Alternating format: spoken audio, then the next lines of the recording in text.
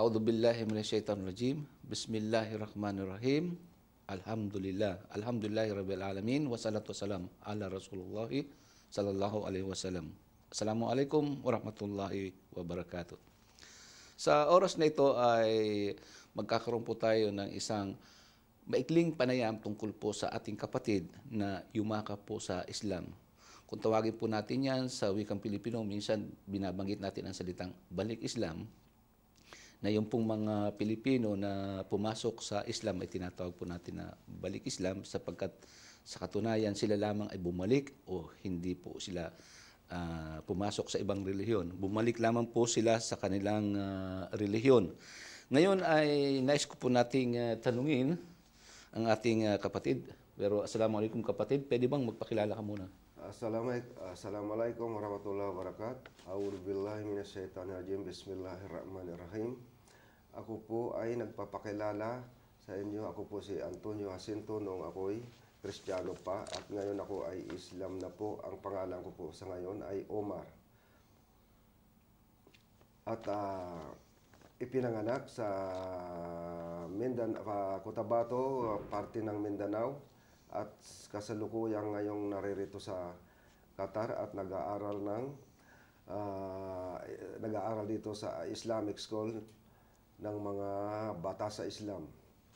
Okay, kapatid, nais kong itanong ko sa iyo, ano yung dati mong relihiyon bago ka naging Muslim? Ang dati ko pong reliyon nung namulat ako sa aking mga magulang na siya nilang ginagampanan at siya ko na rin sinunod nung ako'y bata pa ay Romano Katoliko. At iyan ang relihiyon na kinagisnan mo? yun ang reliyong kinagisnan ko sa aking mga ninuno, sa aking mga magulang.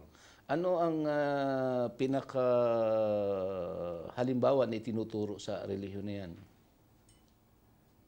Sa reliyong yan na aking nakagisnan na sumasama-sama ako sa pagsamba sa aking mga magulang ay malaking pagkakaiba kung ihahambing ko sa Islam dahil ang paniniwala ng reliyon na Romano Katoliko ay tatlo ang Diyos na sinasamba, tatlong persona, Diyos Ama, Diyos Anak, Diyos Espiritu Santo. Meron ka pa bang ibang relihiyon na pinasukan bago ka naging Muslim? Marami akong naatinan na mga reliyon na iba't ibang sikta tulad ng Assemblies of God, Wesleyan Church, at saka mga Pentecostal at bukod dyan ay marami pang iba. Ngayon ay Muslim ka na at ano ngayon ang pangalan mo sa Islamic name? Ang pangalan ko ngayon na aking ginagamit ko sa Islamic name ay Omar Jacinto. Okay, bago ka naging Muslim, kapatid, ano ang alam mo tungkol sa mga Muslim noon? Noong ako'y Kristiyano pa, ang pagkakakilala ko sa Muslim ay medyo masalimuot at nakakatakot kasi yun nga, bukod sa mga napapabalita na ang Muslim ay mga masasamang tao, na mga terorista raw. So marami pang mga masamang mga interpretasyon tungkol sa Muslim. So, iyan ang una mong pananaw nung tungkol sa dahil sa mga bali-balita. Ngayon, ano ang nangyari at ikaw ay pumasok sa Islam? Saan mo na laman ang tungkol sa Islam? Ay ako'y hindi na po magpaligoy-ligoy. Sa totoo po ay ako'y nagkaroon po ng paglabag sa batas ng Qatar at ako po'y nakulong. At doon po sa loob ng kulungan ay ako po'y nabigyan ko ng pasit at pagtuunan ko ang magbasa ng mga babasahing Islamic book doon. At patuloy ako nagbabasa habang ako'y nasa loob at doon ko natagpuan at natuklasan ang aral ng Islam ay taliwas doon sa mga balita o mga ipinangangalat ng mga na kalaban ng Islam. At ngayon nga ako'y nasa Islam na at nakapag-aral at tuloy-tuloy akong nag-aaral sa Islam, ay kung talagang tunay na ikaw ay mananampalataya bilang isang Muslim, ay banal ang taong Muslim. Okay, so ano yung bagay na nakita mo sa Islam na talagang nagustuhan mo at niyakap mo ito? Ay halos buong aral at batas ng Islam ay nagustuhan ko. Unang-una, ang pagsamba lamang sa nag-iisang Diyos, Allah subhanahu wa ta'ala. At pangalawa, yung kung ano yung mga nakasaad sa Quran at saka sa hadith ng Propeta Muhammad sallallahu alaihi wasallam ay talagang sinusunod at ginagampanan ng mga kapatid na Muslim. At lahat ng mga nananampalataya ay sinusunod ang mga salita ng Quran at salita ng Propeta Muhammad sallallahu alaihi wasallam sa hadith. Sabi mo na kulong ka dahil sa paglabag sa batas ng Qatar.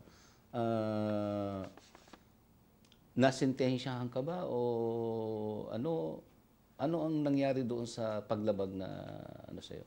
Ang nangyari po sa akin, nung ako'y Kristiyano pa, hindi ko po nalalaman at ang gabay nga sa akin ng aking pinaniniwalaang Diyos ay talagang mabuhay. Kasi kung talagang ang paggabay ng totoong Diyos ay nasa sa relihiyong yun, ay hindi sana ako napariwara, ay hindi sana ako naligaw.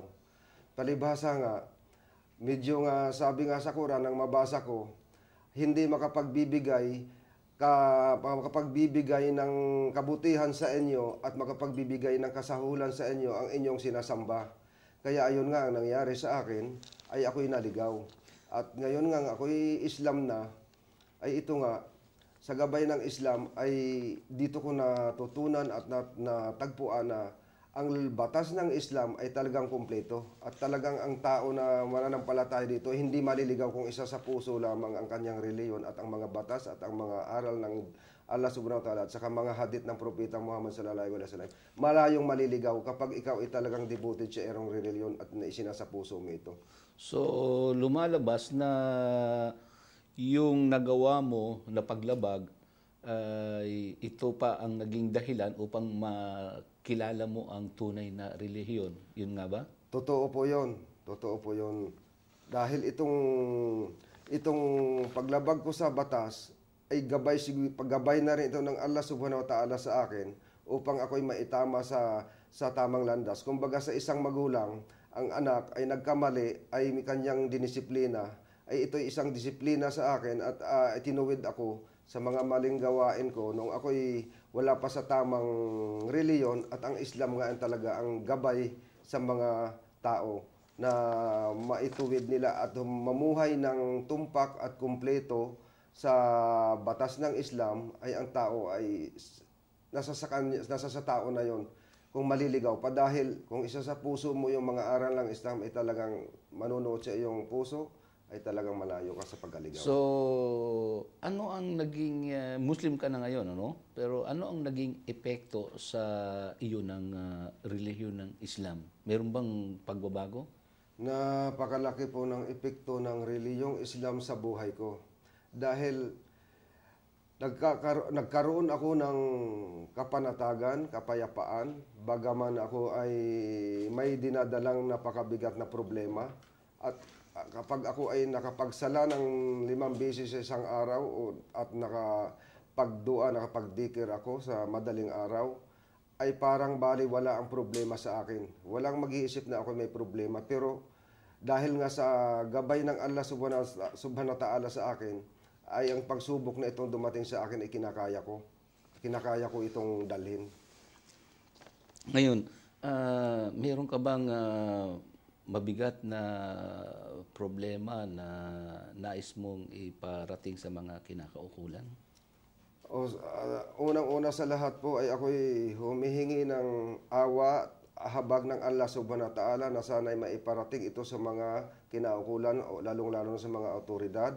Dahil po ako ay nahatulan ng 7 taon pagkabilanggo at pinaltin na 100,000 riyal. Ay ako po ay humihingi ng pagkakataong maiwasto ang aking buhay sa landas ng Islam. Sana ay may awa ang Allah subhanahu wa ta'ala at maiparating sa mga otoridad na ako ay bigyan ng pagkakataong mamuhay sa gabay ng Islam. Okay, so isang karanasan na napakaganda mula sa landas ng kaputikan hanggang sa landas ng kalinisan. Ngayon, meron ka bang nais na ipaabot doon sa mga hindi pa mga Muslim? Anyayahan natin sila. Ay para doon sa mga kapatid kong mga hindi pa Muslim o anumang mga reliyong inyong kinaaniban sa ngayon, ay akin po kayong inaanyayahan sa Islam. Dahil ito pong Islam ay talagang ito ang tama na nagabay para sa katauhan. Kung kayo ay naririyan pa sa mga reliyong yan o sa liko-likong pananampalataya, ay subukan ho niyong mag-aral sa Islam at inyong matatagpuan ang kapayapaan at kapanatagan ng kalooban. Dahil itong Islam na ito ay hindi ito basta organisasyon, ito ay talagang reliyon ng Allah subhanahu wa ta'ala na ipinagkaloob sa sangkatuhan para ang sangkatuhan ay mamuhay ng matahimik at matiwasay at mapayapa at malayo sa anumang mga problema sa lipunan. Okay, tayo po ay nagpapasalamat kapatid dahil naibahagi mo sa amin ang iyong karanasan mula sa landas ng kalikuan hanggang sa tuwid na landas. Isang magandang halimbawa na na epekto ng Islam sa buhay ng tao. Kami po ay nagpapasalamat sa inyo pong pagkikisama sa amin upang maihag namin sa inyo ano ang epekto ng Islam sa buhay ng bawat tao kung ito po ay ating pakikinggan at susuriin mabuti. Assalamualaikum warahmatullahi wabarakatuh. Assalamualaikum warahmatullahi wabarakatuh.